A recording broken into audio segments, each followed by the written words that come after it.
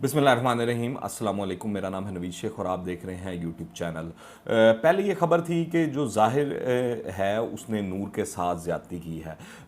ये सबको मालूम था, मगर अब जो ताज़ा तरीन इतलात आ रही हैं उसके मुताबिक जो खबरें हैं वो ये हैं कि ज़ाहिर ने कम से कम 2 बार नूर के साथ ज़्यादती की है। और अब जो है कत्ल की दिफात के साथ साथ जो ज़्यादती की दिफात हैं वो भी इस केस में पुलिस की जानिब से शामिल कर दी गई हैं। और इन दोनों जराइम की जो सज़ा है वो कम अज़ कम सज़ाए मौत है या उम्र कैद है। और कहा जा रहा है और लग ये रहा है कि जिस तरह केस आगे बढ़ रहा है और जो शवाहिद आ गए हैं, जो चीज़ें सामने आ गई हैं, उससे ये चीज़ वाज़ह हो चुकी है कि ज़ाहिर जाफ़र जो है फांसी की सज़ा से नहीं बच पाएगा। दूसरा, इस केस के अंदर एक और एंगल बड़ा अहम हुआ है, वो इस हवाले से मैं आपको बता दूं। पहले आपको क्योंकि मैंने काफ़ी दिनों से इस इशू पे वीडियो नहीं की, तो मैं आपको ये भी बताता चलूं और गाइड करता चलूं कि गुज़िश्ता दिनों ज़ाहिर जाफ़र की अदालत में पेशी थी पर वो नहीं आया और रोपकार के ऊपर उसकी हाजिरी लगवाई गई और 14 रोज़ा रिमांड पर उसको जेल दोबारा भेज दिया गया, क्योंकि उसका रिमांड जो था वो ख़त्म हो गया था। अच्छा, और एक जो नया एंगल आया है इस कहानी के अंदर वो ये है कि थेरेपी वर्क्स के जो 6 लोग पुलिस ने पकड़े थे, इनमें से इनके जो मालिक हैं डॉक्टर ताहिर और बाकी जो 5 लोग हैं उन्होंने ज़मानत की दरख्वास्त दे दी है अदालत में। इससे पहले अदालत के अंदर पेशी हुई थी तो डॉक्टर ताहिर के हवाले से वकील का मौक़िफ़ था कि इनका तो लेना देना कुछ नहीं है, इन्होंने एक फ़ोन कॉल ही खाली सुनी है। मगर जो पुलिस ऑफिसर्स हैं और जो अदालत है, शायद उनका ये मानना है कि क्योंकि इनको कॉल मिली और यही आगे इंस्ट्रक्शंस पास ऑन की और बाकी वो जो 5 लोग जो हैं रेस्क्यू करने के लिए ज़ाहिर जाफ़र को गए, जिसके अंदर जो इनका मुलाजिम है अमजद, उसके ऊपर हमला होता है और वो शदीद ज़ख्मी हो जाता है। अच्छा, जब पुलिस इनको इन्वेस्टिगेट कर रही थी तो उस वक्त भी ये सवाल उठाया जा रहा था कि आया या तो ये मुलजिम हैं या फिर गवाह हैं, क्योंकि ये वाहिद 5 लोग ऐसे थे जो जाए वकूआ पर सबसे पहले पहुंचे। अच्छा, और इनके अंदर भी जो अमजद है वो सबसे अहम जो है वो सूरत हाल रखता है और चीज़ रखता है कि अगर अमजद सबसे पहले अदालत वो जय वकूआ पर जाता है तो उसने क्या देखा, तो उसकी गवाही जो है वो बहुत ज़्यादा अहमियत इख्तियार कर जाती है। अच्छा, अब कहा यह जा रहा है कि जो मुलजमान हैं इनको शायद इनमें से कुछ लोग जो हैं वो गवाही देने के लिए राज़ी हो गए हैं और ज़ाहिर जाफ़र का ने जो कुछ किया उसके बारे में बताने के लिए राज़ी हो गए हैं। और इनमें जो मरकज़ी किरदार है अमजद, वो इस वजह से बहुत अहम है कि उसके ऊपर पहले तो ज़ाहिर जाफ़र जो है वो फायर करने की कोशिश करता है, मगर जो वो पिस्तौल होती है उसके अंदर गोली फंस जाती है और वो फायर नहीं होता। अगर फायर हो जाता तो यकीनी तौर पर अमजद की भी डेथ वाक़या हो सकती थी उस जगह पर। अच्छा, फिर जब ये नहीं होता तो वो फिर चाकू से हमला करता है और इतना शदीद हमला होता है कि ये अच्छा खासा ज़ख्मी हो जाता है और इसका जो है जान जोखों में पड़ जाती है अमजद की। तो अब ये भी इतलात आ रही हैं और चीज़ें सामने आ रही हैं कि शायद जो है अमजद जो है उसकी जानिब से भी इक़दाम कत्ल का केस जो है ज़ाहिर जाफ़र के ख़िलाफ़ किया जाएगा और दरख्वास्त दी जाएगी।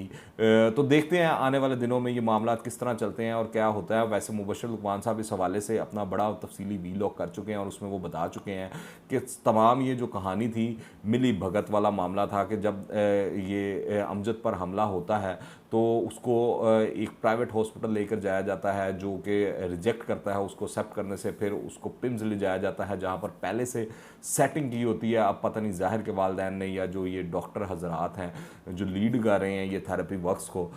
उनकी जानिब से या इनके मालकान की जानिब से सेटिंग हुई होती है और वो उसको रोड एक्सीडेंट के मामले के अंदर डाल देते हैं और उसका वो जो बोलते हैं ना हम लोग कानूनी ज़बान में मुलाहजा, वो नहीं करवाया जाता। मेडिकल लीगल जो है वो उसका नहीं करवाया जाता और उसके बाद जो भी है वो सिलसिला कर कर वो तमाम जो चीज़ें हैं वो ठप हो जाती हैं। तो इस हवाले से भी देखने की ज़रूरत है। फिर अदालत ने गुज़िश्ता पेशी पर ज़ाहिर जाफ़र के जो 2 मुलाजमीन हैं उनके DNA करवाने की दरख्वास्त जो है वो भी मंजूर कर ली थी। पुलिस ने मुलजमान जो हैं इफ्तिखार और जमील के DNA कराने की दरख्वास्त दायर की थी। यह आपको मैं गुज़िश्ता वीलॉग में बता चुका हूँ कि पुलिस को शक है कि ज़ाहिर जाफ़र अकेला नहीं था, उसकी मदद के अंदर शायद मुलाजमीन भी मुलविस थे और ये DNA करवाने का मकसद यही है कि ताकि मालूम हो सके कि ये दो लोग उस वक्त वहाँ पर जाए वकुआ के ऊपर मौजूद थे या नहीं मौजूद थे जब उसकी बिहेडिंग की जा रही थी या उसको कत्ल किया जा रहा था। अब तक इस मुकदमे में पुलिस ने तकरीबन जो है वो 12 के करीब लोग जो हैं उनको गिरफ्तार किया हुआ है। और एक और भी एंगल जो है मुबशर लुकमान ने अपना वीलॉग किया उसके अंदर वो बड़ा अहम था। वो ये था कि ज़ाहिर जाफ़र के फ़ोन के अंदर जो चीज़ें मौजूद थीं वो कभी भी पुलिस की जानिब से हासिल ही नहीं की गई। ये बेसिकली जो फ़ोन का जो रिकॉर्ड था टेलीकम्युनिकेशन कंपनीज़ की जानिब से वो हासिल किया गया था कि किसको कितने बजे कॉल की गई, कहाँ की गई, कैसे हुआ, किस किस से रब्ता हुआ। तो ये डाटा था बेसिकली। जो फ़ोन का डाटा था उसके बारे में पुलिस का जी मुबशर लुकमान ने इंकशाफ किया कि पुलिस का कहना है कि वो फ़ोन डैमेज है, ज़ाहिर ने वो फ़ोन तोड़ दिया था और वो आईफोन है तो उसका डाटा रिकवर नहीं हो सकता। इस हवाले से उन्होंने काफ़ी चीज़ें पॉइंट्स रेज भी किए हैं कि आई क्लाउड के ज़रिए और दीगर सारे मामला जो हैं ये इतना मुश्किल काम भी नहीं है, क्योंकि अगर ज़ाहिर के फ़ोन के अंदर क्या क्या मौजूद है ये सामने आता है कि व्हाट्सएप पर उसकी किससे रबते रहते थे या मैसेजिंग किससे हुआ करती थी, और फिर उसके फ़ोन के अंदर क्या ऑडियो वीडियो और तस्वीर जो हैं वो मौजूद हैं, जब ये सामने आएंगी उससे मज़ीद इंकशाफात और नई चीज़ें और नई राहें खुलेंगी और ये भी मालूम होगा कि क्या ज़ाहिर जो है नूर मुकद्दम उस पर ही तशद्दुद करता रहा है, उसको ही इस्तेमाल करता है, या इससे पहले भी वो इस तरह की चीज़ें के अंदर मुलविस रहा है या इस तरह के मामलात में मुलविस रहा है। तो ये फ़ोन का जो अंदरूनी रिकॉर्ड है जिसके अंदर उसके आपके गैलरी वगैरह में चीज़ें वगैरह पड़ी होती हैं वो बड़ी अहमियत की हामिल है, वो बड़ी ज़रूरी है। अब देखने की बात है कि अब पुलिस इस हवाले से तफ्तीश करती है, चीज़ें रिकवर करती है या नहीं करती। मुबशर लुकमान साहब ने बड़ा अहम पॉइंट उठाया है। मेरे ख्याल से तो ये काम करना चाहिए, उनको देखना चाहिए, इससे नई राहें निकलेंगी, नई चीज़ें सामने आएंगी और सच जो है उस तक पहुंचा जाएगा। फ़िलहाल के लिए इतना है कि जो शवाहिद और चीज़ें सामने आ चुकी हैं उसके मुताबिक ज़ाहिर जाफ़र की फांसी तो यकीनी नज़र आ रही है। अब जो उसके वकला हैं वो सिर्फ ये कोशिश कर रहे हैं कि उसको फांसी ना हो, उम्र कैद के अंदर वो मामला ट्रांसफ़र हो जाए और किसी तरह ज़ाहिर जाफ़र के जो वालदैन हैं वो इस मामले से, तमाम मामले से बच जाएं। मगर अभी तक ये दिखाई दे रहा है कि ज़ाहिर जाफ़र के वालदैन हों या उसके मुलाजमीन हों या थेरेपी वर्क्स वाले हों, इनके ऊपर बड़ा स्ट्रॉन्ग केस है कि इन्होंने शवाहिद को किस तरह मिटाने की कोशिश की।